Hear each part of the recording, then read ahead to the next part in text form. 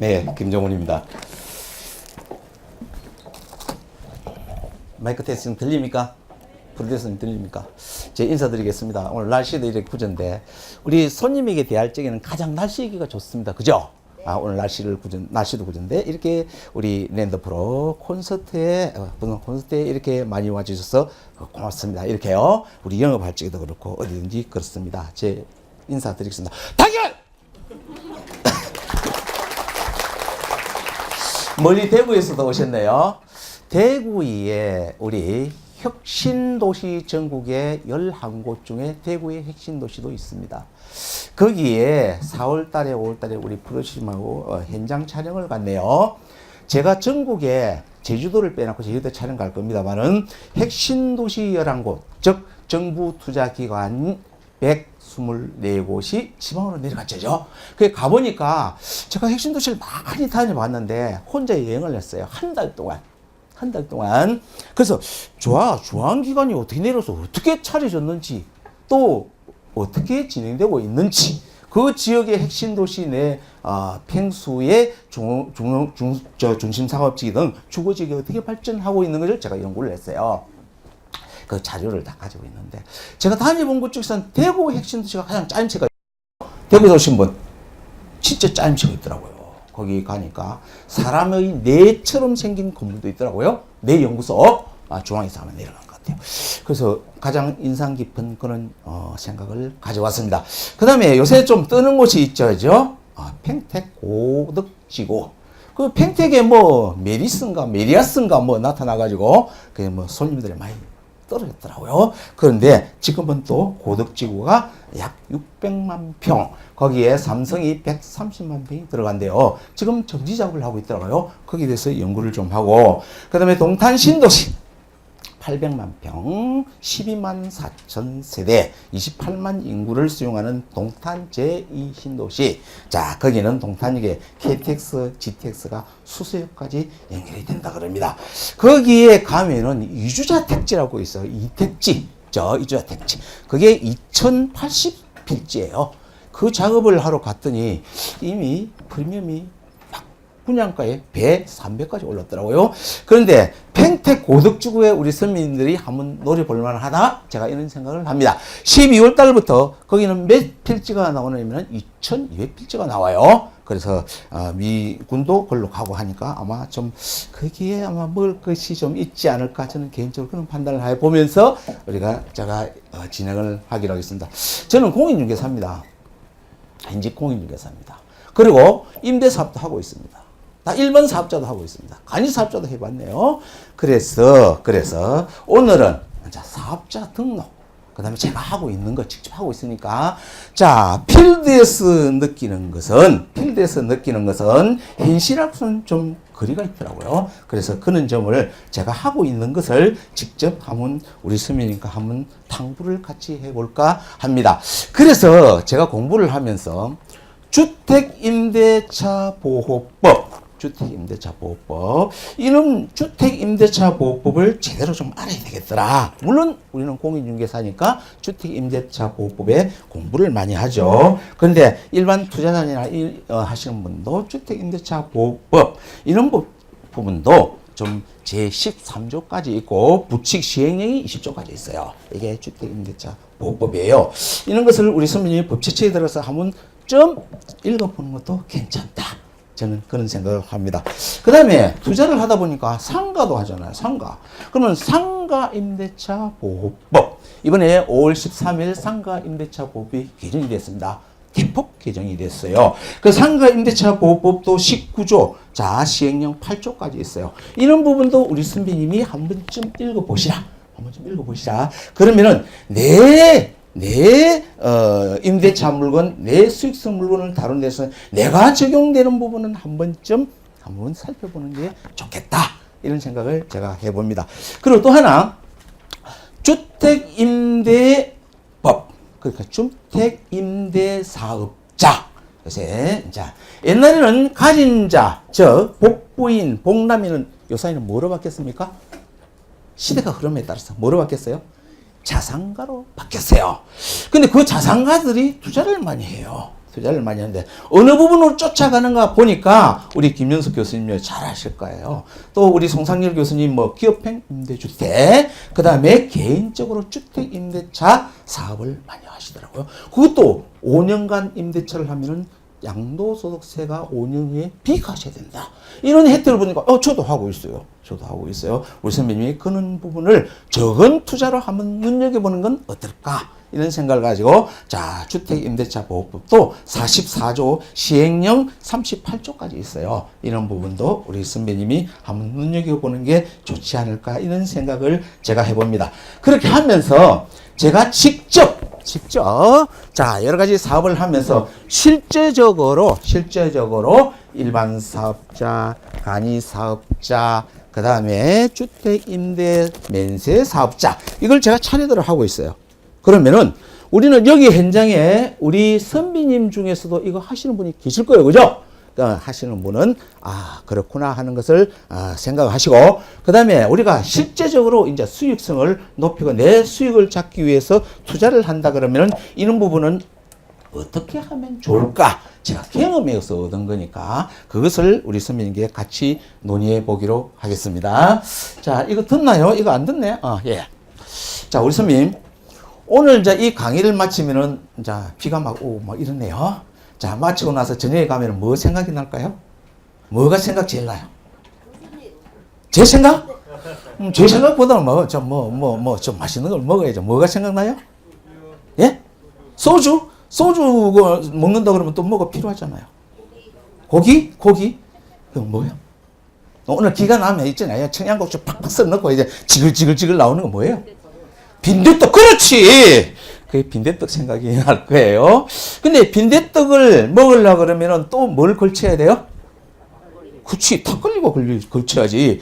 빈대떡 한 접시에 닭걸리 한 사발이면은, 이거 내 세상이죠. 오늘 저녁에 이런 시간을 한번 가져보십시오. 근데 이런 시간을 가지려면 뭐가 필요해요? 뭐가 필요해요?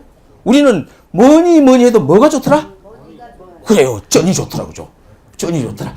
그럼 쩐이 있어야 우리도 활동을 할 수 있으니까요. 그러면 쩐을 벌려고 그러면 뭘 해야 돼요? 예? 뭘 해야 돼요? 그 사업을 해야지, 사업을 해야 쩐이 벌리잖아요. 이렇게 순서대로 맞아가는 거 보니까 오늘 강의가 재밌을 것 같습니다. 그죠? 근데 오늘 제가 타이틀을 붙였어요. 모든 사업은 계약서로부터 출발한다. 맞나요? 계약서로부터 출발한다.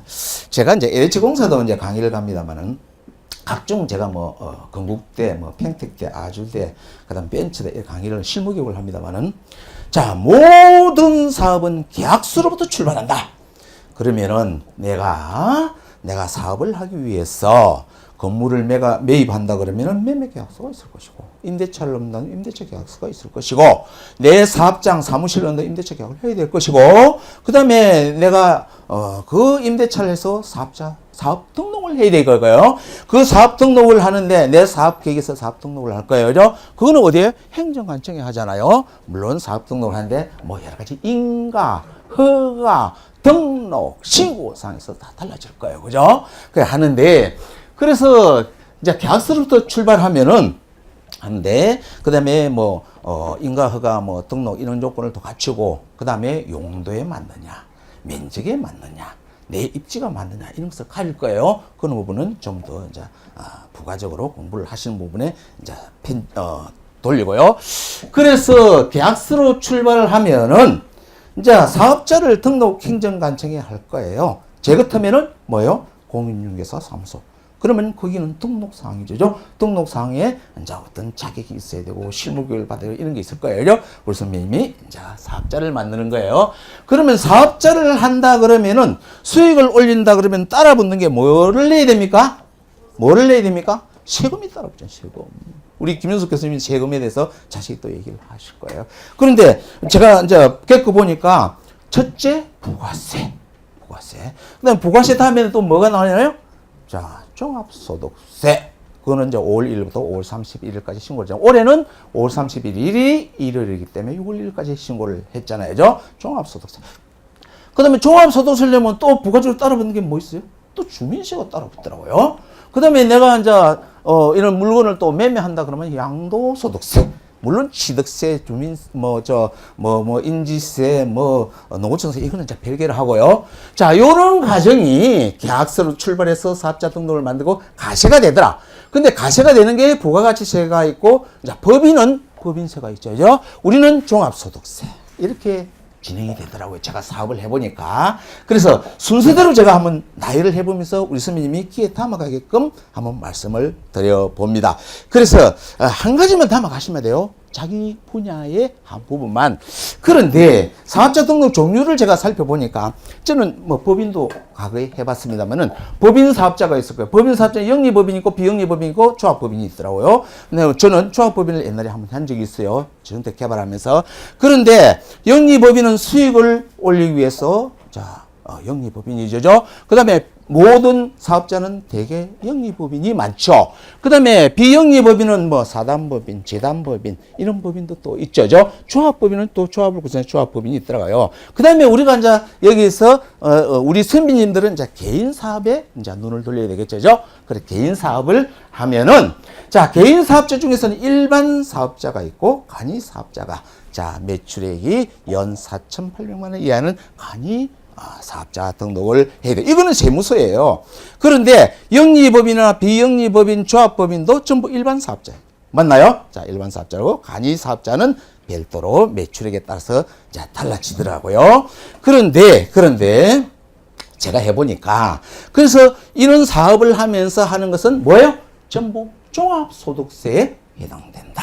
그렇죠? 연말에 종합소득, 다음 5월 1일부터 5월 30일 종합소득세 부가세를 내면서 종합소득세에 해당된더라.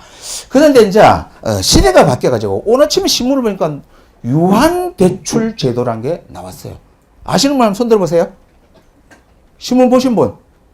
이거 유한대출. 유한대출 제도가 어제 국회에 통과를 했어요. 어제 국회 우리 신문을 한번 경제신문을 자주 보시는 게 좋을 것 같습니다. 유한대출 제도가 뭐냐? 정부에서 우리 주택 부양을 활성화시키기 위해서 또는 젊은이가 집을 안 산다 이거지. 집을 요새 젊은이들은 오포 세대라고 그러잖아요. 오포 세대가 뭐예요? 저도 잘 기다못 되니까 웃기더라고요. 오포 세대는 처음에 뭐예요? 직장도 구하는 거 포기한다. 그 다음에 여성과 만나서 교제 연애도 포기한다. 그러니까 결혼도 포기한다. 근데 결혼했더라도 뭐요? 그 다음에 뭐니까 애기들을 포기하겠다. 그 다음에 또 마지막은 뭐예요? 주택 사는 것도 포기하겠더라.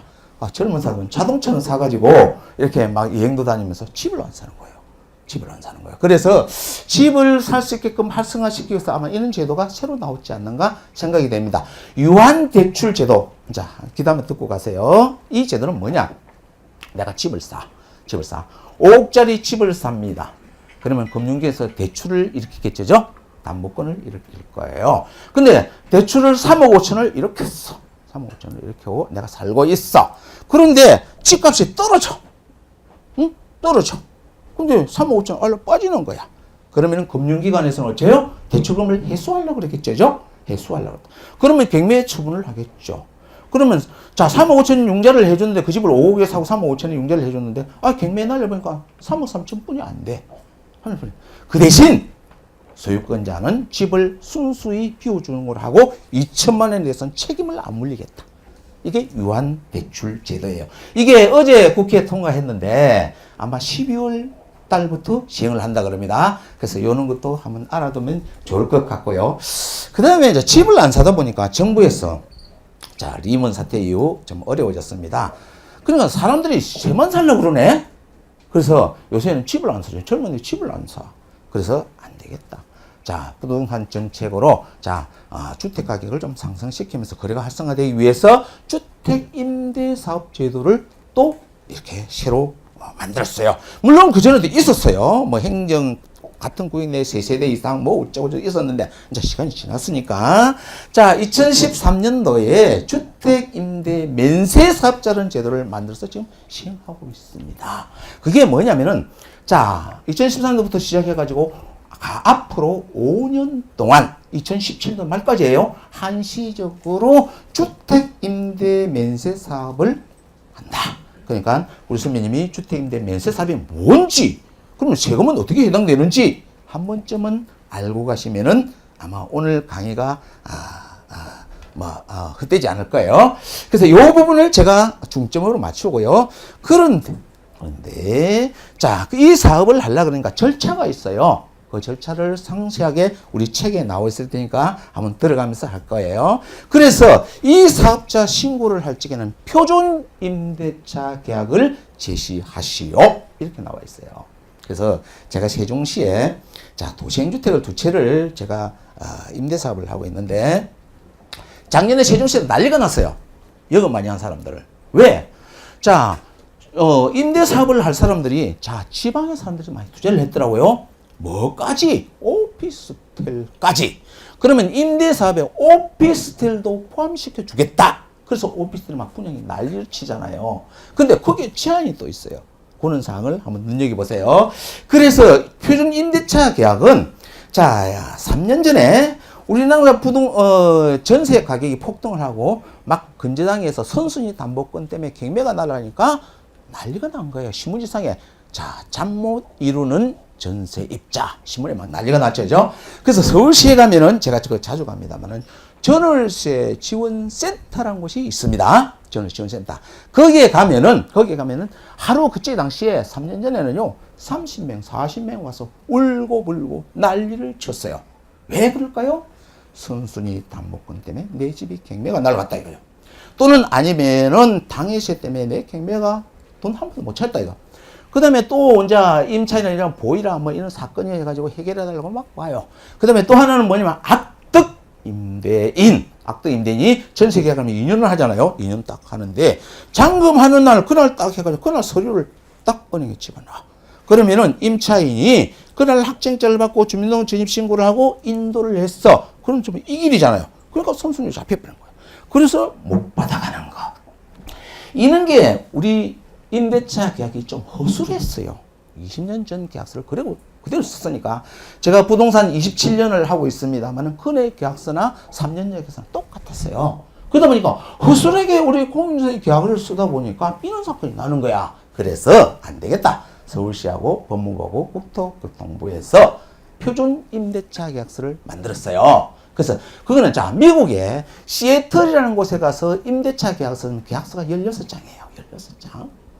일본 6장이에요. 중국에 제가 혼민방찬이라는 부동산이 있는데 그것도 6장이에요. 우리나라는 몇 장? 1장. 확인설명서 2장. 그러다 보니까 제대로 계약서 구성을 못하는 거예요. 그래서 자, 우리는 계약서는 내용의 자유, 형식의 자유, 서식의 자유예요. 백지 써도 됩니다. 그런데 그런 요식 행위를 이렇게 갖추는 것은 그 책임 소지를 가지기 위한 거예요. 그래서 권장사항이에요. 그런데 확인 설명서는 법정 서식이다. 반드시 써야 돼요. 그래서 제가 법정에 자주 썼죠. 계약서 잘못 써가지고 사건이 터지니까. 그럼 저는 이제 정인으로 가져오죠. 그럼 제가 가서 딱 보니까 판사님이 딱 나눠놓고 보는데 계약서의 기본사항과 특약사항을 면밀히 검토를 합니다.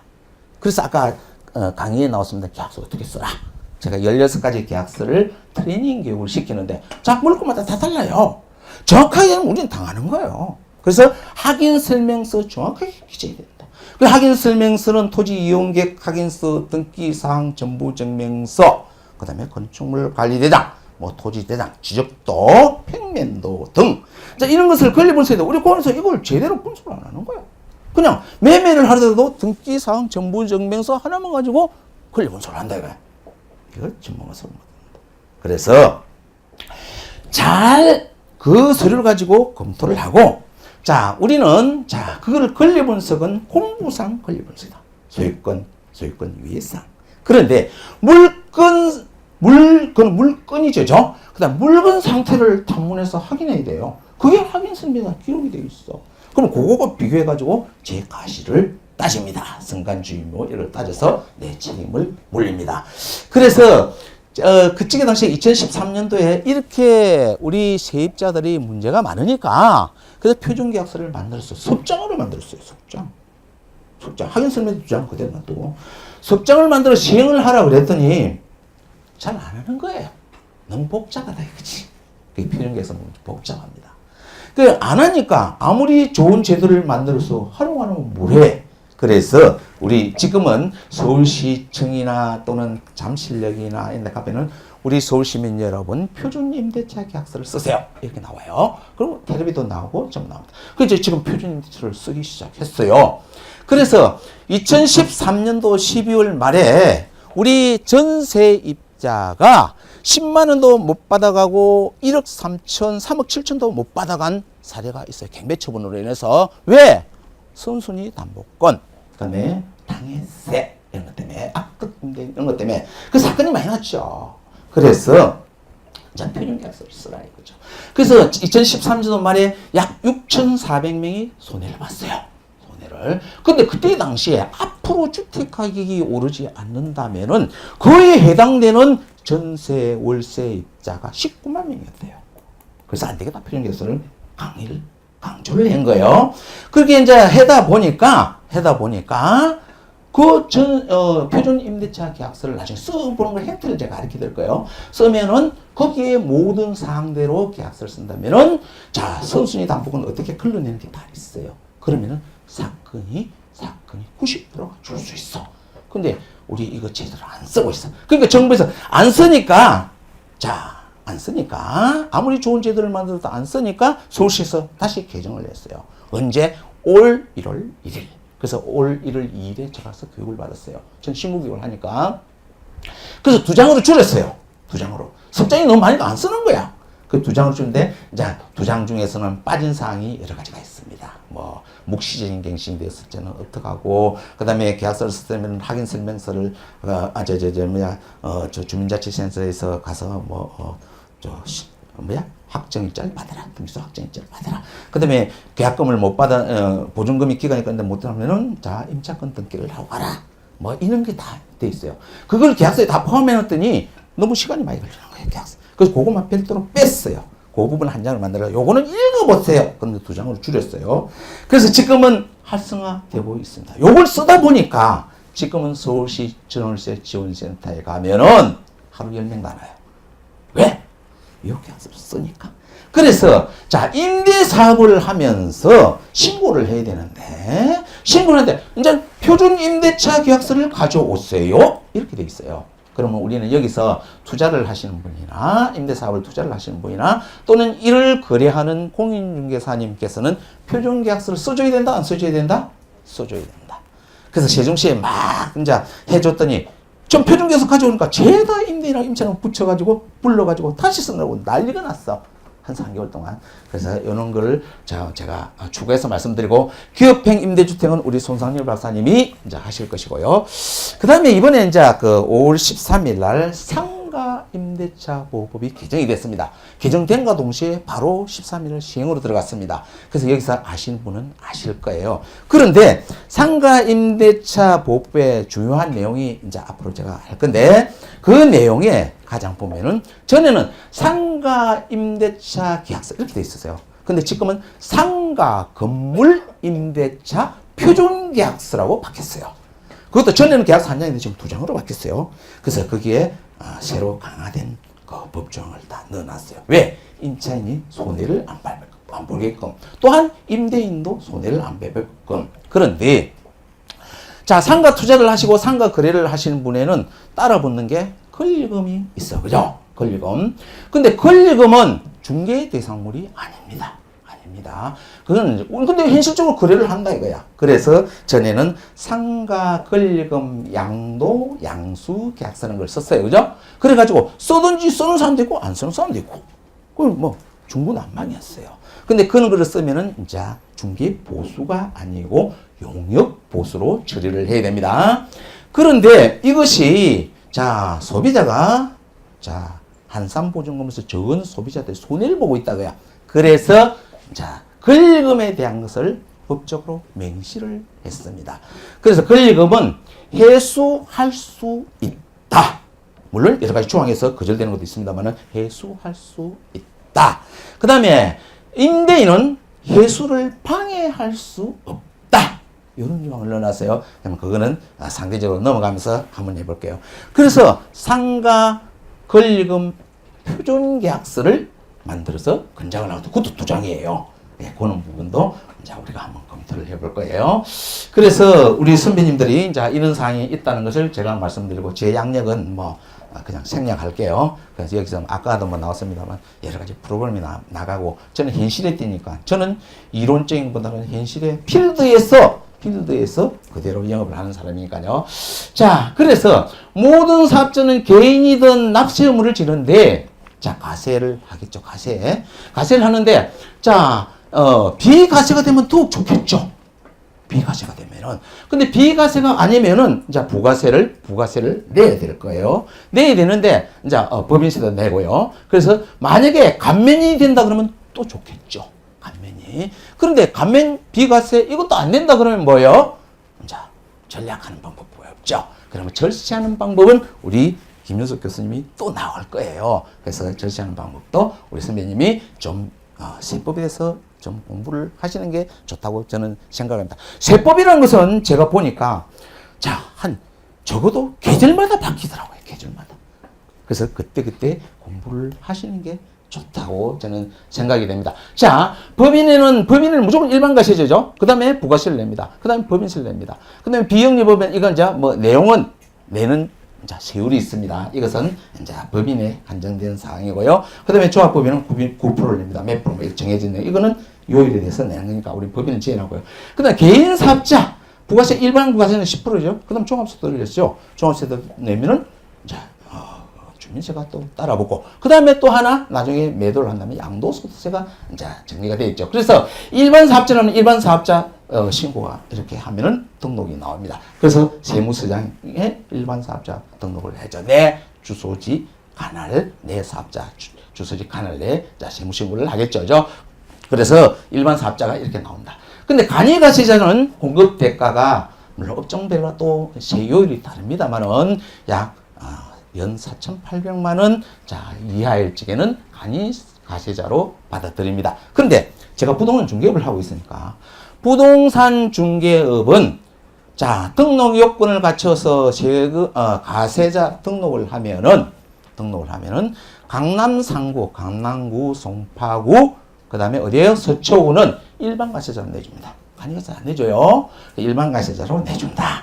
나머지는 간이가세자로 내줍니다. 근데 자, 매출액이 1년에 통해서 4,800만 자동적으로 일반 가세로 넘어가요. 지금은 제도적으로는. 근데 간이가세도 점점 없어진답니다. 그건 뭐 언제 없어질지는 모르겠고. 그래서 이게 간이가세제예요. 그래서 신고서 간이가세 신고한다.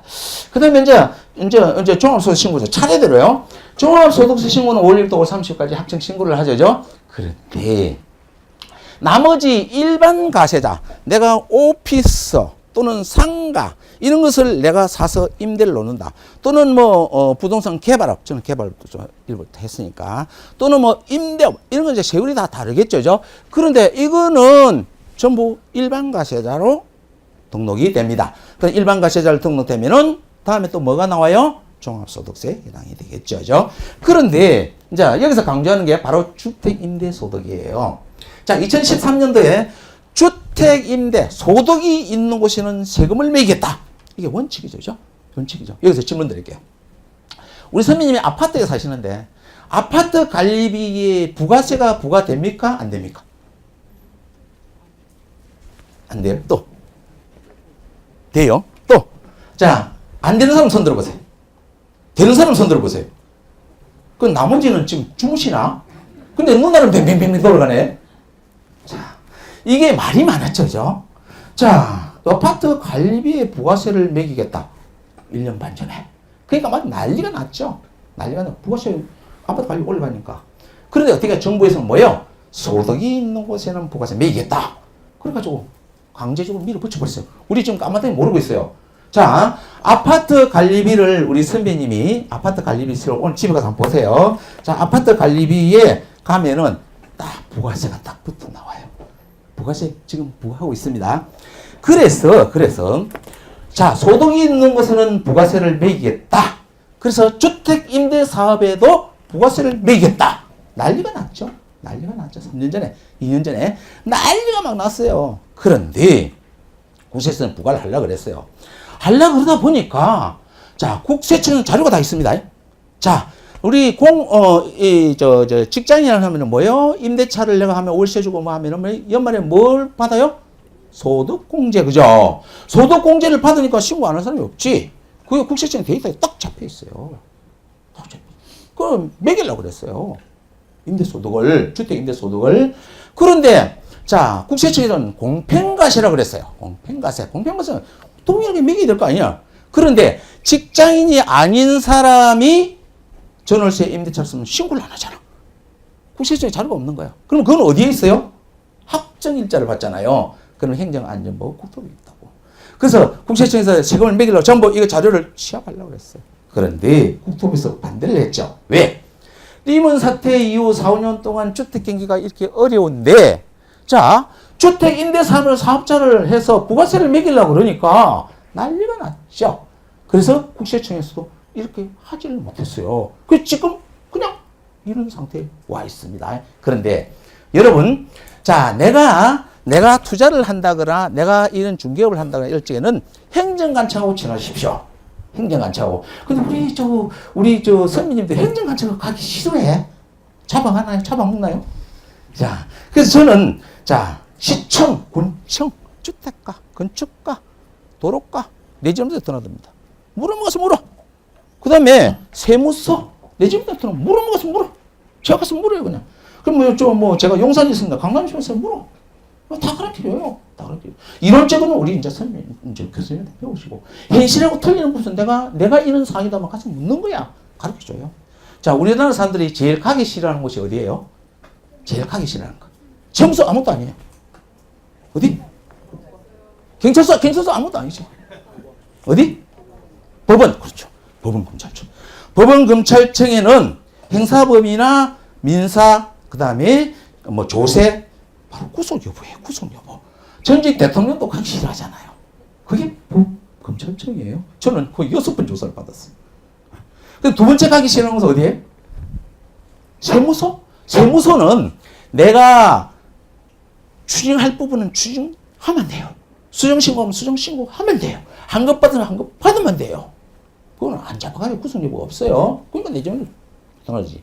국세청. 청은 가면은 꼼짝 못합니다. 제가 국세청 조사를 16일 동안 받았거든요. 그럼 국세청에 가면은 서울청, 중부국세청은 저 8달러에 있네. 경기도 중부국세청. 거기는 가면 안 돼요. 거기는 가면은 꼼짝 없습니다.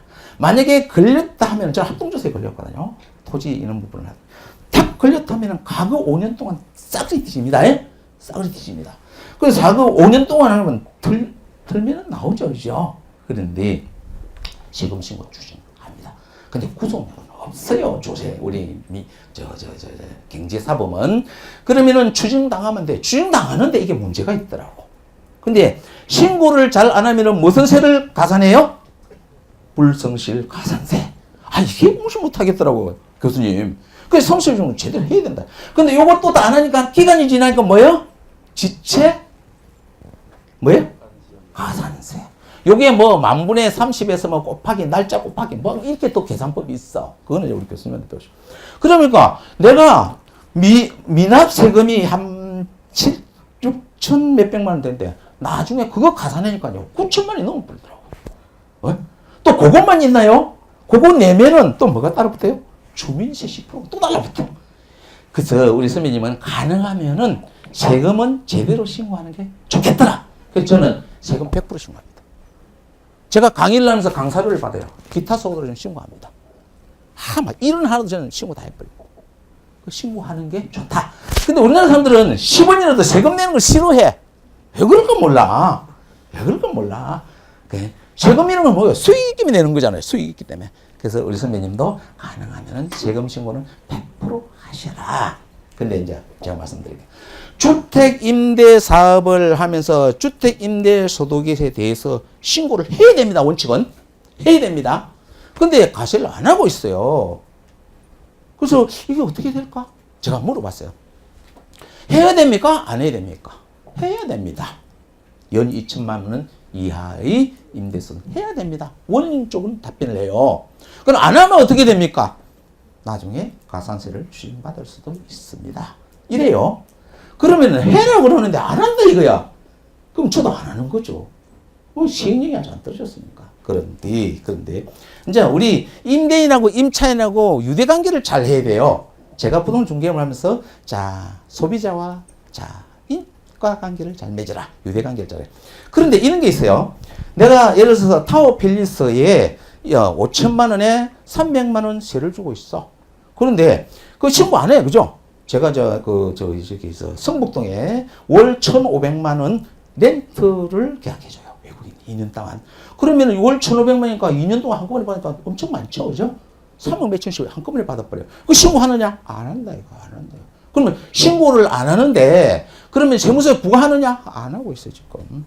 좀 안 하고 있어요, 주택은. 그런데 트러블이 생겼어, 임차인하고. 그 임차인이 나 말이야 임대인한테 말이야 이거 임대차 주고 고발을 해요. 그러면 세금 부과합니다. 무슨 말인지 알죠? 그래 임차인하고 임대인하고 잘 관계를 유지하라. 특히 상가는 업계약서, 다운계약서를 해가지고 저도 그런 거 뭐 해준 적이 있습니다만은 다운계약서로 세금을 적게 부과하려고 그러죠. 그런데 자 유대관계를 잘해서 지나가면 괜찮아. 자 월세 자 150만 원인데 50만 원만 계약서를 다시 써가지고 자 사업자 등록을 냅니다. 그럼 50만 원에 대해서 이제 세금을 부가세를 하겠죠. 그 다음에 종합소득 계산합니다. 그런데 임대인하고 건물주하고 임차인이 다툼이 벌어졌어. 그러면 고발을 해. 그러면 가구 추징까지 다 때려버려요. 배보다 배꼽이 더 커. 그래서 이 사회는 다운계약서 이거 조심하셔야 된다. 우리 투자자님도 가능하면 원칙적으로 가라. 오케이? 제가 이제 고시원을 요새 수익 수업 중에서 고시원이 좀 높죠, 그죠? 높죠. 근데 고시원을 사업 등록을 합니다. 어디로 등록합니까? 간이 가세요? 일반 가세요? 일반 가십니다.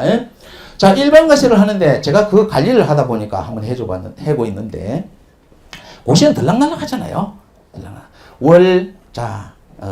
당국대학교 앞에 같은 하면은 월 60만 원씩 받아요. 월 60만 원씩. 그리고 6개월 단위로 받아요. 6개월 단위로. 근데 이제 방학하고 이런 건 없어지니까 그걸 신고해야 돼요. 그럼 100% 신고할까요? 100% 신고하면 세금이 많지. 근데 세무서에서 70%까지는 봐주더라고요. 그래서 이는 고시원이나 이런 신고를 할 적에 100% 할 게 아니라 왜 공실 생길 수 있으니까 이런 것도 감안해서 한번 생각을 한번 해보시는 게 좋습니다. 자, 주택임대사업자 자, 요 부분에 이제 포커스를 맞출게요. 저도 이거 하고 있으니까. 자, 그래서 현재 전에 옛날에는 재테크 시대라고 그랬어요. 재테크 시대. 자, 재테크 지금 뭘까요? 자, 재는 재산을 모으다 테크는 테크놀리지. 자, 재산을 모으는 기술. 옛날 같으면은 재산을 불리다, 재산을 키우다. 뭐 이런 뜻이었는데 요게 합성어가 돼가 재테크란 말이 과거 20년 전부터 막 써왔어요. 근데 이 재테크란 말이 점점 없어져. 왜 그럴까요? 이제는 자산가 시대로 넘어온 거예요. 자산가 시대. 자산 시대로 넘어온 거예요. 그래서 자, 전국에 주거용 분양하는 이 물건을 가지고 자, 주택 임대 사업체를 한다고 이제 계산을 해 보자고요. 이제 등록하는 거예요. 그 나와 있어요. 자, 봅시다. 제가 직접 하고 있는 거니까 우리 선배님이 이제 절차를 알아야 되잖아요. 그냥 어떻게 신고할까? 실제 우리 선배님이 가봐야 알아. 근데 자, 봅시다. 분양계약서를 가지고 자, 본인이 주소지 예를 들겠습니다. 세종시에 제가 도시행주택을 분양받았어. 아파트를 분양받았어. 그 다음에 위례신도시에 제가 오피스를 분양받았어. 여기는 무슨 구입니까? 관악구? 관악구에 내가 다세대를 하나 샀어. 이제 예를 들어 봅시다. 그러면은 이거를 임대사업자 신고를 해야 돼. 우리 선생님 신고를 해야 돼. 그 신고를 하는데 반드시 본인이 가야 됩니다. 그럼 본인이 안 가면은 가족증명서를 가지고 가면 됩니다. 그러면 그 다음에 그것도 저것도 아니라면 제가 관리를 해준 거야. 자산가는 표면에 나타납니까? 안 나타납니까? 자산가는요, 임대주택 사업, 면세 사업을 하면서 30개, 20개 막 접수시킨다. 왜? 투자하는 거죠. 예, 5년 후에 양도세 비과세되니까. 그래서 하는데, 그거는 그러면 내가 관리를 해줘야 돼. 저 자산가. 그래서 자산가를 잡아야 돼. 그 자산가를 하면은, 자, 그러면 위임장을 가져가야 돼요. 위임장을 가져가야 받아줍니다.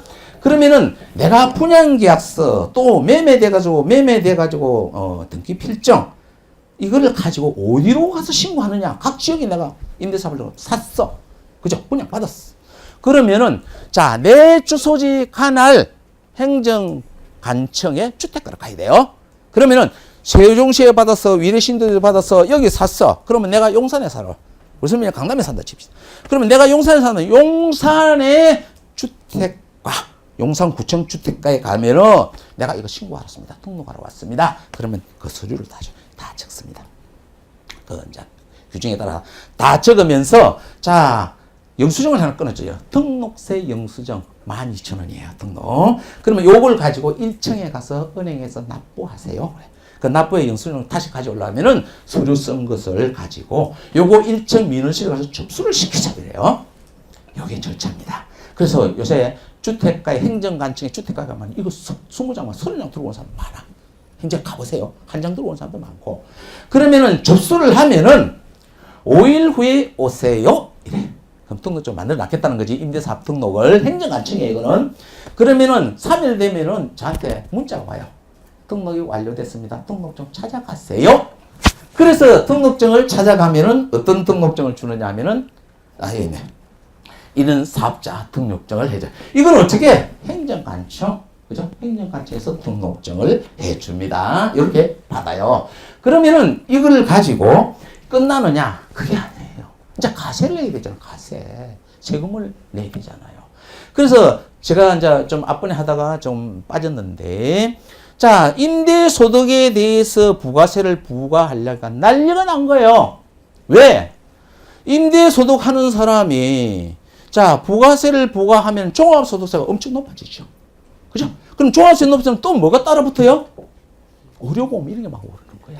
그러니까 난리가 난 거야. 그래서 한때 제가 중개업하면서 송파에 있을 적에 한때 월세 났던 사람 난 전세로 돌려주세요 막 이랬어. 임대소득을 줄이기 위해서 그런 적이 있었어요. 그런데 하려고 그러다 보니까 난리가 치니까 보류를 시키면서 뭐냐면 자 임대소득 중에서 종합소득세를 매겨야 되는데 부가세를 내면서 종합소득세 합산이 되니까 세금이 너무 많이 올라가는 거야. 그래서 안 되겠다. 자, 종합소득세는 뭐예요? 근로소득세, 이자소득세, 뭐 내 강의하면 강의소득세, 기타 다 막 종합소득세 합산이 되잖아요. 그 다음에 일반 오피스, 또는 저기 주택, 상가 이런 거 막 합산이 되니까 주택까지 합산되면 엄청 많이 올라가는 거야. 그래서 정부에서 뭐냐면 자, 주택 임대소득에 대해서는 종합소득세하고 별도로 분리합산과세를 하겠다. 그래서 부부가 합산입니다. 분리합산과세를 하면은 종합소득세 포함이 안 되고 의료보험 올라갈 게 없죠. 그죠? 요것만 별도로 부가세를 매기겠다. 요게 정부 방침이에요. 근데 지금 시행 안 하고 있어요. 그러면 대폭 줄죠. 그 다음에 자, 생계형 임대주택자는 어떻게 할 것이냐. 또 난리가 난 거예요. 그래서 정부에서 뭐냐면 좋아.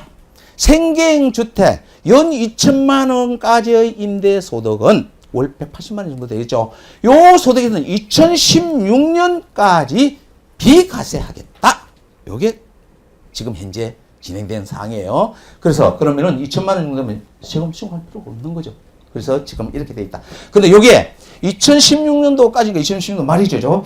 제가 볼 때는 2017년 되면은 부동산 임대소득 주택 임대소득에서 아마 부가세 과세가 되지 않을까 생각을 해봅니다. 그건 그때 가봐야 알아요. 그런데 제가 아까 말씀드렸던 서두에서 신고를 반드시 하셔야 된다 그랬어. 근데 안 한다. 그럼 밝히느냐? 안 밝힌다. 지금은 그렇게 돼 있어요. 그래서 공평과세가 안 되다 보니까 그렇습니다. 근데 주택경기가 이제 활성화돼가지고 제대로 정착이 되면은 이제 하겠죠. 그렇게 보시고요. 그 다음에 요거는 행정관청에서 아까 받았어요. 그러면 내가 본인 소재지 주소지 세무서에 가서 가세 등록증을 해야 돼. 아까는 뭐예요? 임대사업 등록, 행정관청에. 그러면은, 가세 임대사업 등록한 행정관청하고 분양계약서 다 가지고, 본인이 사는 주택 세무서에 가서 신고를 해요.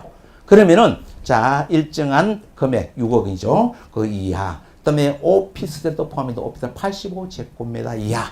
이런 것을 면세사업자로 등록을 받아준다고요. 그러면 면세사업자 등록을 해줍니다. 그게 어떤 거냐면은, 임대사업자 등록. 이거는 행정관청이라고 그랬죠. 요것은 면세사업자 등록. 이거 세무서서죠. 세무서서. 그래서 요거를 부여받습니다. 그래서 요거를 부여받으면은, 이거로서 끝내는 게 아니에요. 이걸 끝내는. 세상에 공짜란 건 없어. 공짜란 건.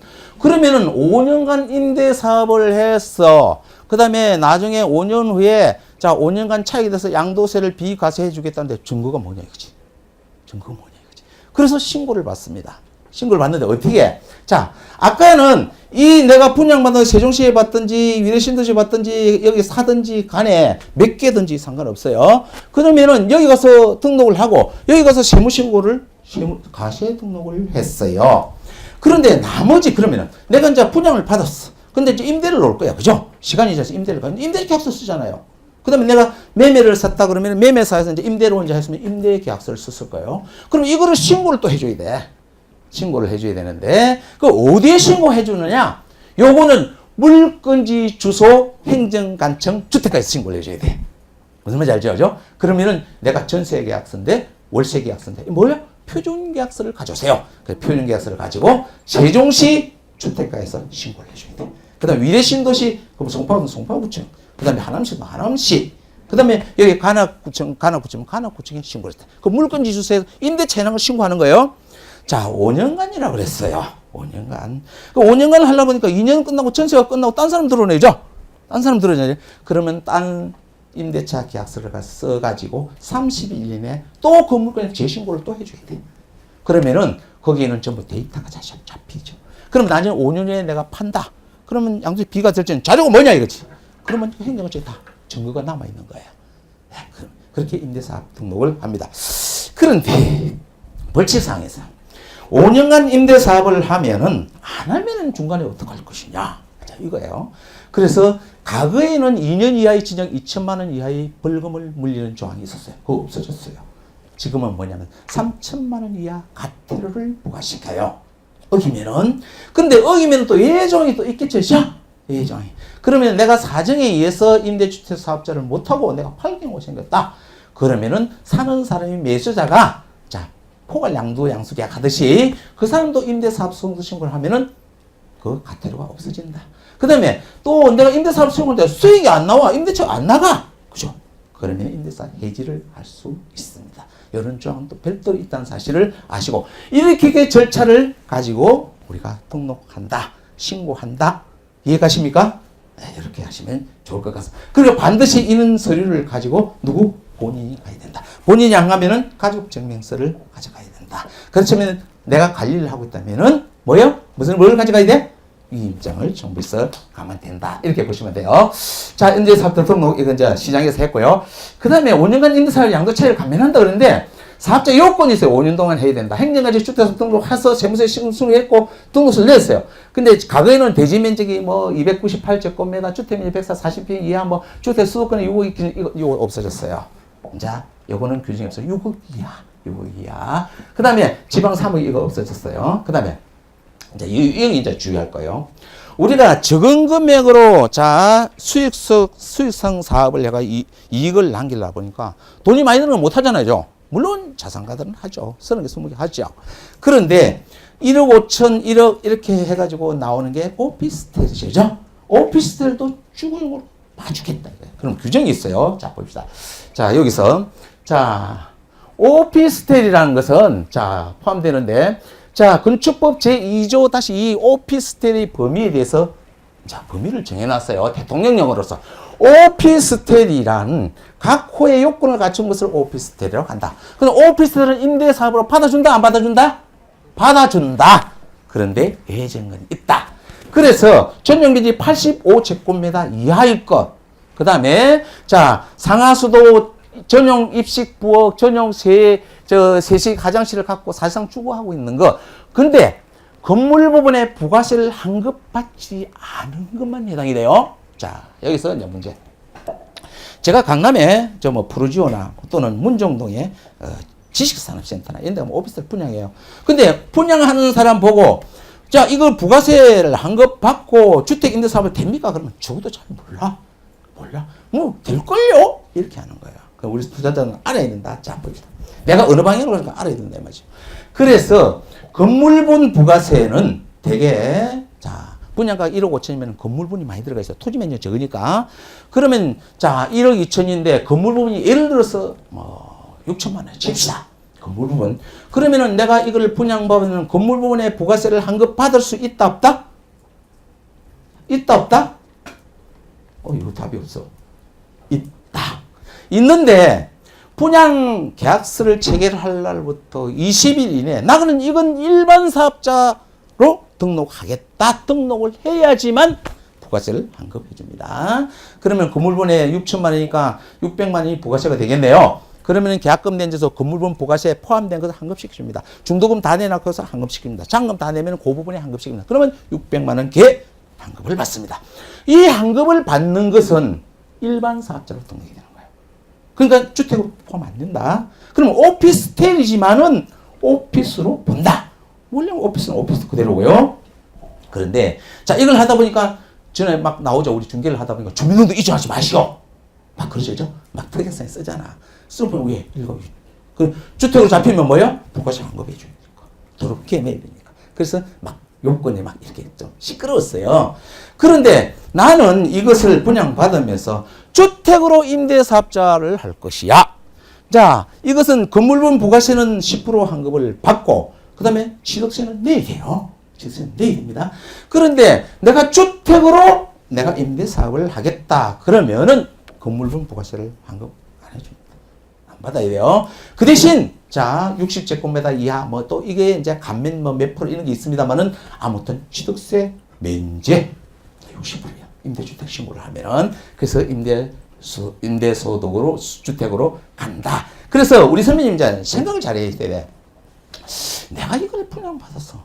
단기 이익을 남기고 그냥 팔 것이다 하면은 일반가세 들어가는 게 나아요. 건물부에서 환급받는 게 나아요. 왜? 환급받으면서 10% 적은 돈이 안 되잖아요. 그럼 임대 놨어. 그러면 내가 이 사진에서 팔 거야. 그러면은 사는 사람이 다시 일반가세 신고를 하는 조건으로 포괄 양도 양수 계약서를 작성해야 돼요. 그러면은 건물로서는 상계가 되어버리는 거예요. 무슨 말인지 알죠? 그래서 근데 내가 여러 채 장기적으로 갈 것이다 하면은 임대사무소로 가는 게 좋겠죠. 나중에 오른 만큼 양도세 비과세 되니까요. 그래서 어느 부분이 어느에 갈 것인가 필드에서 우리 선배님은 자 투자 방법에 대해서 한번 생각을 해봐야 돼요. 자, 제 같으면 단기적으로 가면은 어떻게 하는 게 좋겠다? 건물 부가세를 환급받는 게 좋겠다. 그 다음에 장기적으로 한다면 주택임대사업자로 등록해서 가는 게 좋겠다. 저는 이렇게 제가 제 나름대로 필드에서 느끼는 거예요. 그러면은 일반 사업자로 간다 그러면은 뭐야? 부가세 내야 되고 종합세도 내야 되겠죠. 그죠? 그러면 합산가세가 되겠죠. 그러면 주택으로 간다면은 별도 합산가세가 되겠죠. 그 대신 양도세가 없습니다. 이런 거를 우리 선배님이 머릿속에 넣어두는 게 좋을 것 같습니다. 그래서 이제 이거 근데 오피스 사업도 건축물 그런데 또 예외적인 게 또 있더라고요. 제가 가보니까. 자, 시대에서 이제 재테크 이제 가진 자가 이제 자산가라고 그랬어요. 지식산업센터에 오피스를 분양 많이 하고 있죠. 여기 지식산업센터 오피스를 분양 받으신 분 한번 손 들어보십시오. 없어요? 지식산업센터. 자, 지식산업센터 별도입니다. 자, 보십시오. 제가 망포의 지식산업센터, 옛날에 아팠던 풍경이죠. 지식산업센터 바뀌었어요. 판교 같으면 그런 거 많죠. 그죠? 지식산업센터에 분양하는 오피스라고 그래요. 그럼 오피스는 내가 일반 사업자로 할 것인가, 주택 사업자로 할 내가 판단을 해야 되겠지. 그래서 내가 매매를 시켰어요. 분양을. 그래가지고 내가 주택 임대사업자 됩니다. 되잖아요. 오피스텔이니까. 그래서 신고를 하러 갔더니, 자, 지식산업센터의 오피스텔은 특혜를 준 거예요. 그 기반 산업의 활성화를 위해서. 근데 여기에 가면은 건축물 관리대장을 떼오세요. 이래. 건축물 관리대장. 그 건축물 관리대장이 기숙사로 나와 있어. 기숙사. 요것은 주택임대차 사업에 포함 안 하겠다. 무슨 말인지 알겠죠? 요거는 또 별도로 있더라고요. 그래서 필드의 느낌은 항상 다릅니다. 다 보면은. 그래서 그런 것도 있다 생각하시고요. 그래서 이제 여러분은 이제 이 5년간 임대 사업을 저는 권장합니다. 해서 수익 올라가야 될 거 아니에요. 아까 뭐 벌어야 된다 그랬죠? 우리는 뭐니 해도 뭐가 좋다? 그리고 쩐이 좋잖아요, 쩐. 그래 오늘 저녁에 뭐예요? 빈대떡에다가 탁 걸려있는 톡 하는 거지. 내 세상이다. 그죠? 그래서 이렇게 하는 게 좋겠다. 우리 공인중개사 시대의 흐름에 따라서 임대사업자 신고 이것도 해주고 고객 차원에서. 그래서 여기 신고를 하면 뭐 가져가야 된다고 그랬어요? 임대사업 신고하면은 계약서를 가지는 무슨 계약서? 표준 계약서를 가져가야 된다. 요거까지 제가 정리를 합니다. 그래서 등록을 해봤네요. 그래서 내가 자 부가세 환급을 받았다 그러면은 자 뭐로 가냐고요? 자 부가세 환급을 받았다 그러면은 포괄양도 양수계약서로 가면은 부가세 환급을 반환을 안 한다. 그래서 그렇지 않고 하는 이거 포괄 양도에서 반드시 우리 상가나 건물할지는 써주셔야 돼요. 근데 계약서 특약상에 한 줄만 넣으면 돼. 근데 넣고 보니까 진행을 잘 안 하는 거야. 그래서 제가 법인에 매경자산관리사 협회 제가 교육 분장을 했네요. 그래서 제가 교육을 시켰어요. 법인에 가면 다 이런 것도 별도로 포괄 양도 양수 계약서가 있습니다. 한번 볼까요? 그래서 포괄 양도 양수 계약서를 별도로 상가 같다 하면 첨부시켜줘버려. 그래야 내 임무는 끝난다. 우리 선배님도 받아라 이거야. 그래서 자 봅시다. 이거 이제 귀찮으니까 전부 안 하는 거야. 그래서 자 봅시다. 자 부동산 소재지 뭐 어디 뭐 빌딩 뭐 그 다음에 양도자 누구 양수자 누구 그 다음에 이 부동산 매매하면서 여기 사업부동산 그 다음에 그 임대차 하고 있는 그 매매하는 그 물건의 임대차 하는 걸 사업부동산이라고 합니다. 사업부동산을 매수자가 포괄 양수 받겠다는 거죠.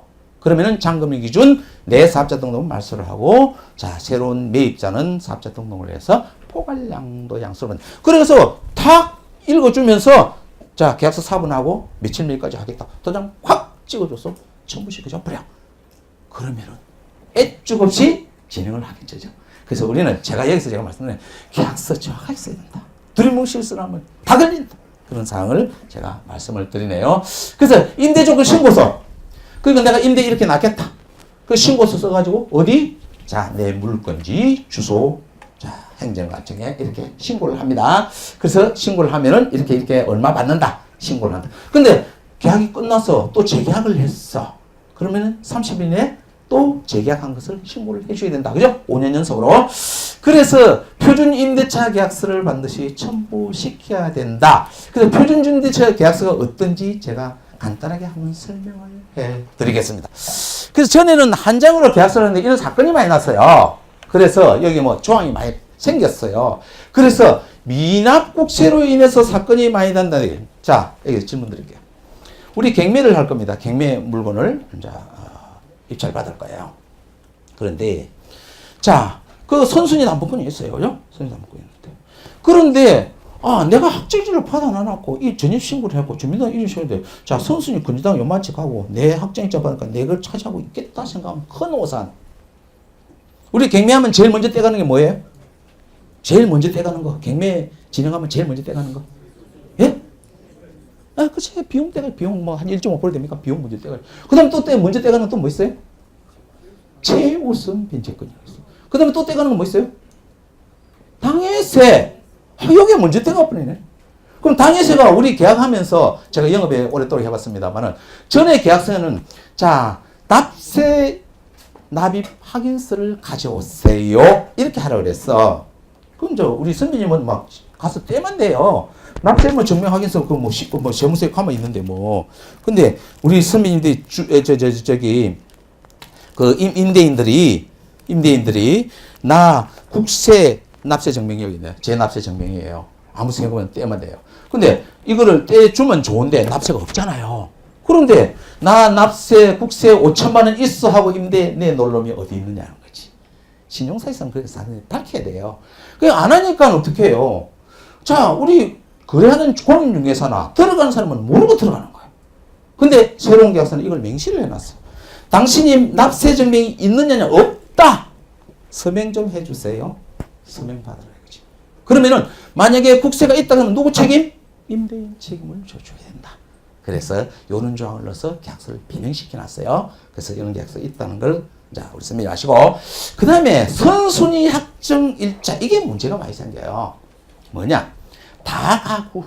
다가구는 단독주택이에요. 그죠? 단독주택에 또 불법으로 위법으로 해서 하는 늘린 것도 있어요. 또 달아내는 것도 있어요. 서울 시내 다가구 주택 지역 90% 이상은 다 그렇게 돼 있어요.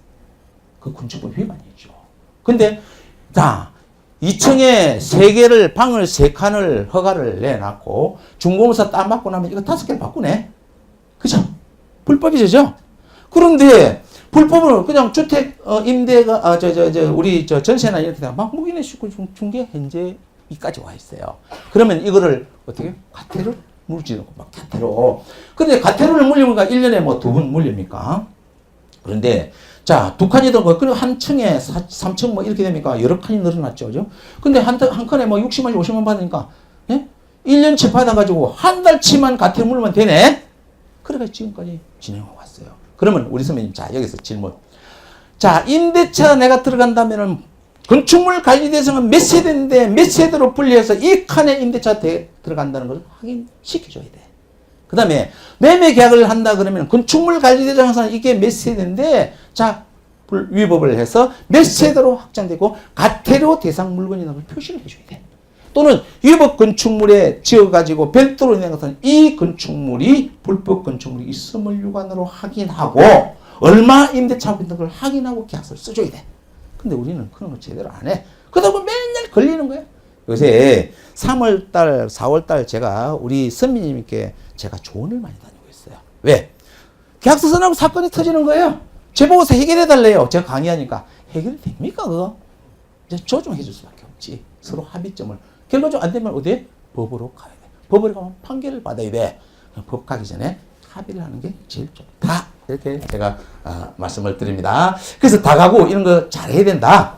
그런데 오프에 가면은 다가구를 지어가지고 자 18개 집을 넣으니까 매매 가격이 약 15억 정도 된대. 근데 거기 전부 업자가 선순위 담보권 토지법률이 있는데 전세를 막 놨네. 7천만 원씩. 그러니까 집값이 넘어가 버려. 근데 이거를 받아가지고 또 딴 데 건축을 해. 근데 이거 감당을 못하니까 경매가 들어와. 그러니까 15억으로 잡았던 게 나중에 경매 넘어가면 9억분이 안 돼. 그러면 나중에 우리 거래시킨 공인중개사나 입주한 입주민들 난리가 나는 거야. 그래서 그런 걸 해서 우리 공인중개사 벌금 물려준 것도 2천만 원, 3천만 원 물려준 사람도 있어. 그런데 그런 걸 잘 아시라. 이렇게 제가 결론을 내고요. 그래서 반드시 확인을 해야 된다. 근데 법을 보호를 받기 위해서 이제 별도로 넣어놨어요. 이런 부분은 이렇게 해라. 확정일자를. 자, 여기서 확정일자에 대해서 다시 말씀을 드릴게요. 내가 확정일자를 받았어. 근데 묵시적인 갱신이 2년이 지났어. 그런데 자, 정액을 해달라 그러네. 근데 이사를 가려 그러니까 전세값도 비싸고 그래 2천만 원 올려주는 정액 계약서를 씁니다. 그지? 그래 옛날에는 계약서 1억 5천인데 2천만 원 올려주면은 빈칸 특약상에 자 보증금 2천만 원 지급하고 언제까지 계약한다 도장 꽉 찍어서 줬어요. 그런데 그게 전에는 1억 5천원 1억 5천 확정을 받았는데 새로 쓴 것은 확정자 효력이 없다. 에?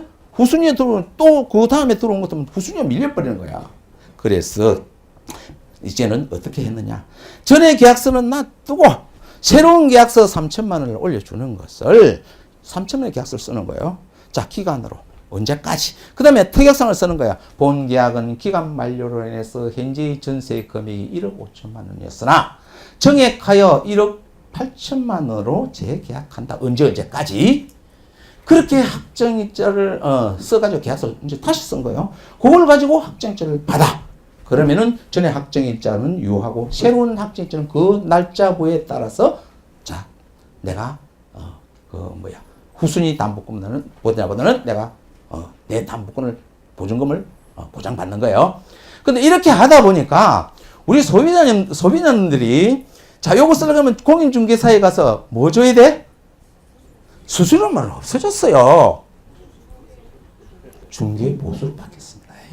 자, 작년 1월 1일부터 중개수수료만 없어졌어요. 표준말 써야 돼요. 중개보수로 받겠어요. 여러분 등기부 등본이라는 말 없어졌어요? 언제? 2014년 1월 1일부터. 뭐로 바뀌었어요? 등기사항 정보증명서로 바뀌었어요. 이게 표준말이에요. 중개업자라는 말 없어졌어요? 개업공인중개사로 바뀌었어요. 그러니까 새로운 용어를 우리가 이제 따라가야 된다. 그래서 지금 이제 중개보수를 안 주려고 민원실에 민원을 넣는 거예요. 어떻게? 공정거래위원회에. 그러다 보니까 공정거래, 이거 또 문제가 있네. 그래서 지금은 계약서 여백에다가 확정일자를 받아난 상황에서 그 여백에다가 언제까지 3천만 원 정액하여 언제까지 계약한다. 임대인장 도장 그 부분에 확정일자를 또 찍어줘요. 그러면은 효력을 발생한다. 좀 이렇게 나와 있어요. 그러면 여기서 이제 투자하시는 분이나 이제 우리 공인중개사 이제 생각을 달려야 돼. 우리 투자는 가는 공인중개사 쓰세요. 중개보수 주고 쓰세요. 중개보수 뭐 3천만 원 원래 돈을. 그러면은 공인중개사가 써줬다 그러면 그거 공인중개사 쓴 증거가 남잖아요. 그죠? 그리고 우리 공인중개사는 자, 하여튼 확정일자도 받아주시고 등기사항 재무조서 자 발행해 주시고 이렇게 서비스를 해줘야 된다. 우리 투자자님 계약서를 반드시 추가로 쓸 게 아니라 다시 쓰세요. 그게 제일 좋습니다. 나중에 가서. 그래서 이런 조항이 있다는 것을 이제 하나하나 자 여기 나와 있네요. 자 시간상 자 여기서 제가 시간이 많이 지나버렸네요. 임대사업자에 대해서 이제 정리를 하겠습니다. 자 주택 임대 소득에 대해서 지금 신고해야 된다 안 해야 된다? 해야 된다 원칙은. 그런데 묵시적으로 그냥 넘어가고 있다. 그 다음에 요거 이제 가세를 한다 그러면은 자 종합소득세 별도로 부부 별도 합산을 해서 부가세를 물겠다. 오케이? 그러면 적어줘요. 제가 계산해 보니까 한 800만 원 월 들어온다 그러면 실제 낼 돈이 얼마 정도냐? 110만 원 그 정도밖에 안 돼요, 사실은. 근데 우리는 소득이 있으면 세금 내야 된다, 안 내야 된다? 내야 된다. 그러면 이것도 저것도 안 내려 그러면 뭐예요? 규정에 따라서 주택임대 면세 사업자 등록으로 가면 될 거 아니에요.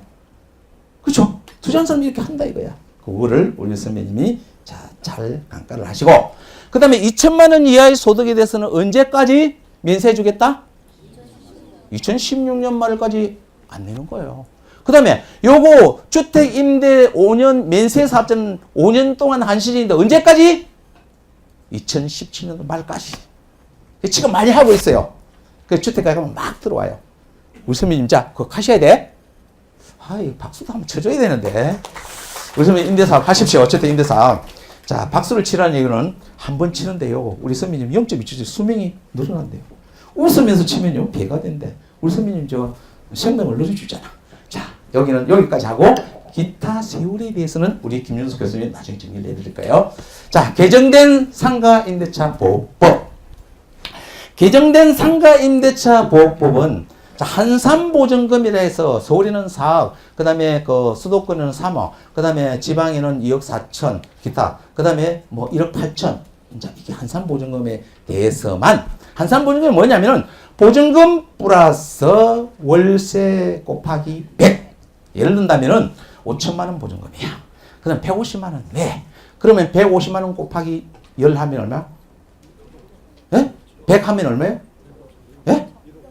1억 5천. 그럼 5천만 원 플러스 1억 5천이 2억. 2억이 한산보증금이에요. 2억이. 근데 4억까지 한산보증금에 대해서는 자, 소액, 자, 임대사업, 임차인이라 그래서 5년 동안 영업할 수 있다, 없다? 있다. 전에 그랬어요. 그래서 그 넘어가는 것은 규정이 없었어요. 그러니까 1년 단위로 하면은 1년 동안 나 계약 안 하겠다는 방법이 없는 거야. 그런데 되게 우리가 현장에서는, 필드에서는 우리가 공인중개사하고 우리 임대인하고 임차인하고 맞추어서 조정해서 계약서 쓰죠. 그래서 그건 조정한 거는 조정한 대로 가는 거고. 그런데 이러다 보니까 피해가 많은 거예요. 자, 한산보증 5억 이상 되고, 자, 수도권에 3억 5천 이상 되고, 4억 이상 되고 하다 보니까 이거 보장을 못 받는 게 사회 문제가 된 거야. 그래서 안 되겠다. 자, 한산보증금이 얼마든지 간에, 자, 5억 이상이라도, 6억 이상이라도 5년 동안 임대는 계속할 수 있다. 요게 이번에 개정된 거예요. 그 언제부터? 5월 며칠부터? 5월 며칠부터? 13일부터. 그래서 그 전에 임대차하고 있던 임차인은 손해를 많이 봤죠. 그 이후에는 보장을 받는다. 물론 보장을 하는데 재계약해야 되는데 재계약 못 해주는 10가지 또 조항이 있어요. 월차임을 3회 이상 안 냈다. 훼손했다. 또 이런 게 있어요. 그거는 안 해주겠다 이거지. 법률적으로 정해져 있어요. 그건 계약서에 나와요. 그래서 5년간 보장해줘야 되겠다. 한산보증금 임대료 자, 4억, 그 다음에 3억 5천, 그 다음에 2억 4천 소액 한산보증금 내에서는 연 9%만 인상해. 요인이 있어요. 월 차임. 보증금도 마찬가지, 차임도 마찬가지예요. 0.9%까지만 올리라. 자, 법으로는 그렇게 정해져 있어. 그런데 현장에 가보면 어디 그렇나요? 데클리가 많으니까 10% 넘는도 올려달라면 할 수밖에 없는 거지. 협의해서. 그건 현장 얘기고 필드 얘기고 법은 그렇다 이거지. 그런데 한산보증금 이하로는 자, 소액보증금 이하로는 9%인데 그 고액되는 거 5억 이상 뭐 4억 이상 되는 것은 고액보증금에서는 상한을 임대료를 올리는데 임차료를 올리는데 요거는 9% 제한이 없어요. 그 주위의 금액에 따라서 뭐 제세 공과금이 올라가든지 이런 쪽에서 20%도 올릴 수 있어. 그건 좀 협상이 가야지. 그거는 9% 제한을 안 받는다. 이렇게 보시면 되고요. 자, 현 주변 시설 물가 이런 거를 자 계산해 가지고 올릴 수 있다. 근데 이제 권리금 조항이 생겼어요. 권리금 조항은 우리가 보장을 받는다 가지고 해수할 수 있다. 이렇게 이해를 하시면 되겠어요. 해수할 수 있다. 그러면은 내가 지금 임대차 하고 있는 기존 임차인이야. 그러니까 새로운 임차인을 만났어. 그러면 내가 권리금을 해수할 수 있다. 그 다음에 임대인은 그것을 방해하지 못한다. 여기에 보장이 아니에요. 그래서 방해할 수 없다. 임대인 임차인 새로운 임차인 권리관계를 방해하지 못한다. 기간은 이게 좀 애매해요. 제가 보니까 기간은 기간 종료 전 3개월 전까지만 허락하겠다. 그러면 나갈 사람이 기간 종료 3개월 전에 손님 맞추기 쉽겠어요? 지어줬다 6개월 정도 잡았어야 되는데 이게 법이 이렇게 됐더라고. 그러면은 그 전에 이제 합의해다는 건 이제 그 합의가 되는 거니까 임대인하고. 근데 미리 이제 임차인 나갈 임차인부터 미리 예정하고 3개월 안 해야 되겠죠, 그렇죠? 그런 거는 이제 서로 합의를. 그래서 임대인하고 임차인하고 제가 필드에서 영업을 하다 보니까 잘 인간관계를 서로 이해가 되고 넘어요. 그래야 내 수익도 들어오고 그다음에 임대료도 들어오고 할 거 아니에요. 다툼 생기면 좋겠어요. 그래서 그런 상은 현장에 일어나고.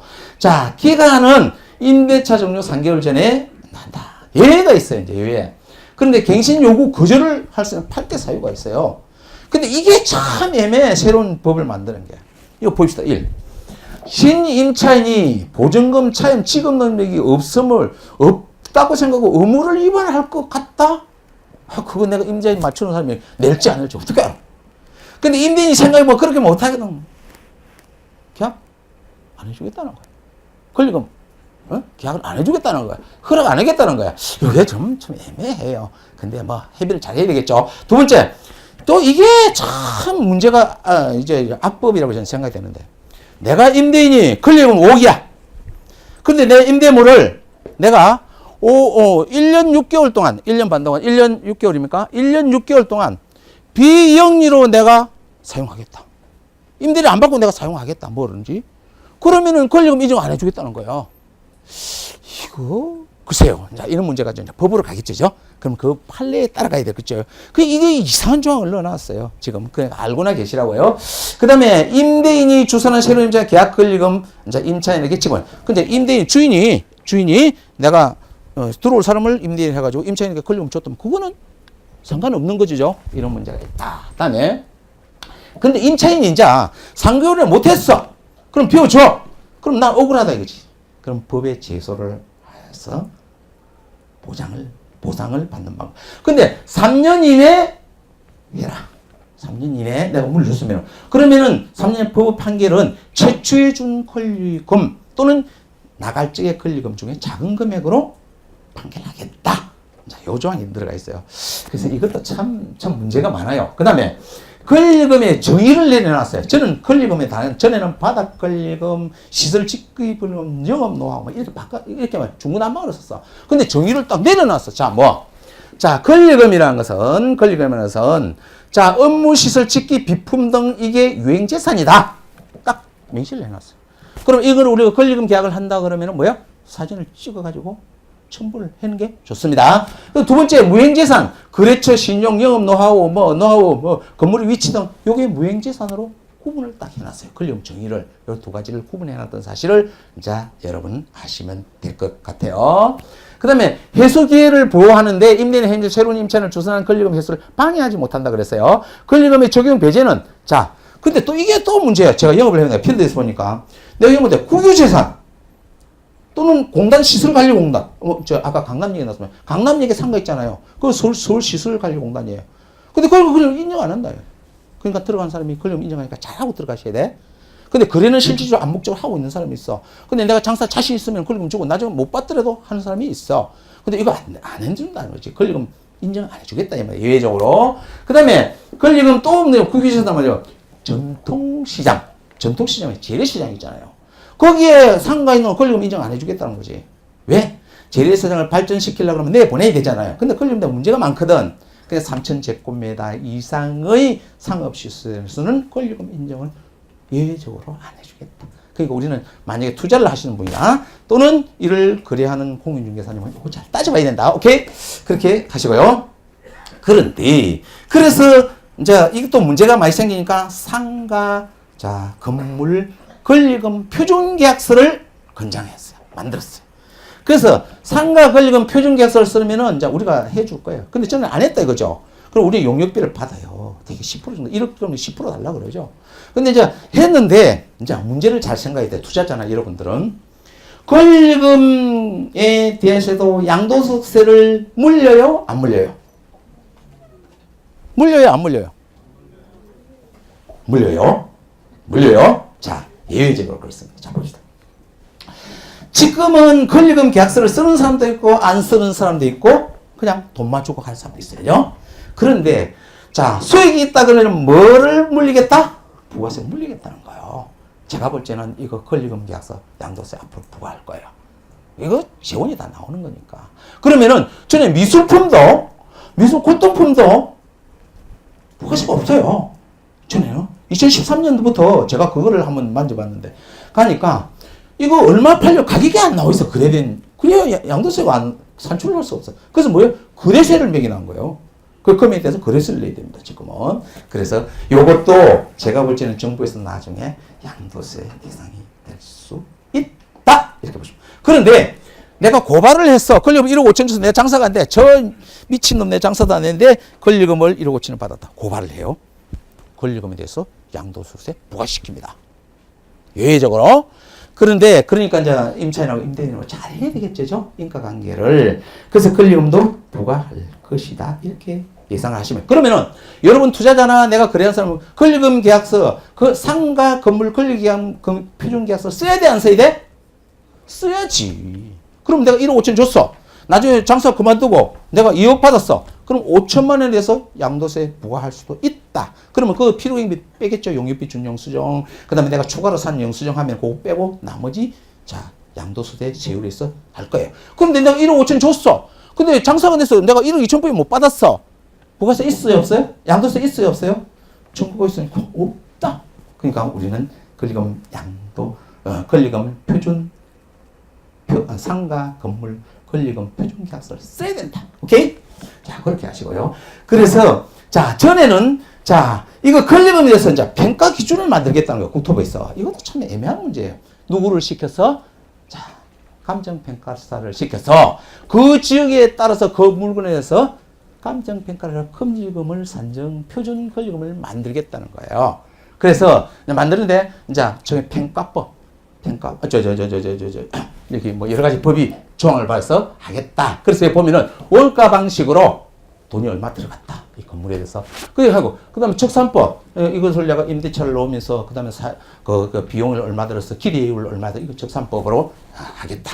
그 다음에, 그것도 안 된다면 뭐예요? 비교방식법. 비례사유 비교법이죠. 의표현을 얼마 받았으니까 얼마.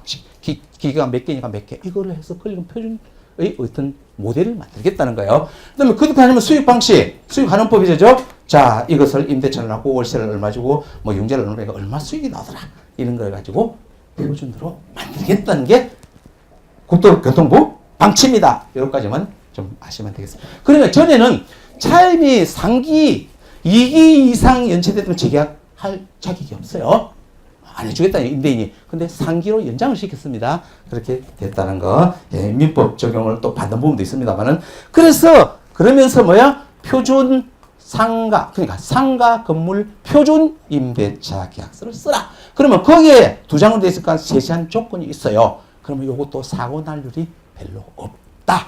그래서 새로운 법이 제정됐다는 걸 여러분 아시면 되겠습니다. 그래서 상가 임대차 권리금 계약서가 이렇게 있어요. 그래서 이거 쓰는 것은 시간상 지금 제가 못 맞추네요. 그래서 이렇게 쓴다는 것을 이제 아시고, 자, 작성할 때 이런 자, 사항을 잘 조심해서 쓰라는 내용이 되어 있습니다. 그래서 요 권리금이 강남에 이제 문제가 된 건데, 자, 자, 이거 임대인이 항의를 그런 거예요. 보시면은, 임대인이, 당신 말이야, 3개월 임차료도 안 내고, 말이야, 무엇도 안 내고, 상가 비라, 이것이. 재계약 안 해주겠다는 거지. 여기 아마, 이거 깍사, 이거 뭐예요? 여성분 이거 미용 뭐 하는데요? 잘 되는 분이래. 그러니까 비라 이거지. 근데 이 임차인은 또 뭐라 그래요? 네가 임대차 월차임을 대폭적으로 올리니까 내가 못 냈다. 그게 좀 다툼이 생겼어요. 그럼 다툼이 생기면은 이거 어디로 가야 돼요? 어디로 가야 돼요? 법으로 가겠지. 법으로 가면 판결이 나겠죠. 그럼 판결에 따라 신고. 근데 가보면은 임차인이 대부분 이기더라, 지더라? 지더라. 왜? 자기가 얻은 게 많거든. 그래서 저번에 그 문제가 강남에 뭐 가로수 그 길에 무슨 가수가 곱창집 사건이 많이 났죠. 그 신문에 많이 났습니다. 그 결과적으로 이제 합의하고 말았어요. 그죠? 합의하는 게 제일 좋다. 이렇게 제가 말씀을 드리고, 그 표준 임대차 계약서는 이렇게 쓴다는 것을 제가 이제 한번 예를 들어서 만들어 봤습니다. 그래서 이 내용을 제가 카페에 실어놨어요. 부사모 카페. 자, 부사모 카페는 14만 5천 명이 들어오잖아요. 우리 공인중개사가. 제일 큰 카페죠. 우리 부사모 회원 손 들어보세요. 와, 회원이 안 됐어. 오늘 막 당장 들어갔어요. 그게 좋은 얘기가 너무 많이 있습니다. 거기에 김종원 중개실무 일기라는 코너를 한번 들어갔어요. 지금 오늘까지 168개의 제가 글을 써놨어요. 제가 이틀에 한 꼴로 제가 올립니다. 왜? 우리 선배님이 이런 잘못된 게 질문이 온다고요. 그럼 답변해줘요. 이렇게 하라. 최선책이 아니면 차선책을 이렇게 좀 해라. 하는 것을 제 경험에 의해서 다 올려놨어요. 그거 다 공부예요. 그런 걸 한번 보시죠. 부사회원 회원 오늘 가입할 겁니까? 안 할 겁니까? 할 겁니까? 안 할 겁니까? 네, 하세요. 그 아까 설명드린 게 이게 딱 그 다 기록이 돼 있어요. 그래서 이렇게 보시고, 자, 이런 거를 제가 진행을 하고 있네요. 계약서 쓰기도 이렇게 진행을 하고 있습니다. 그래서 랜드풀에 제가 이런 일을 하고 있습니다. 자, 여러 가지 할 얘기가 많은데 제가 주어진 시간이 지금 그래도 10분이 오버됐어요. 10분이. 그래서 요 사항에 대해서 8월 23일, 8월 30일 자, 랜드프로 교대에서 제가 주택임대 사업하고 주택임대 표준계약서하고 개정된 주택임대차 보호법, 그 다음에 거기에 대한 여러 가지 사례, 그 다음에 올해 들어서 사건 난 거, 이것을 5시간 제가 강의를 합니다. 하루 강의를 합니다. 일요일 날. 그 다음에 개정된 상가법, 이게 바뀌니 사건 많거든요. 요것도 우리 선배님이 직접 써가면서 하는 강의를 5시간 합니다. 10시간 강의를 합니다. 우리 선배님 혹시 기회가 된다면은 여기 가서 10시간을, 자, 여름 휴가 가시는데 10시간을 들어보시면은, 이 정도는 알겠구나. 실제 필드에서 느끼는 것을 이 정도 알겠구나. 이렇게 아마 우리 선배님이 경험을 쌓을 수 있으리라고 생각합니다. 제 강의는 여기서 마치겠습니다. 단결!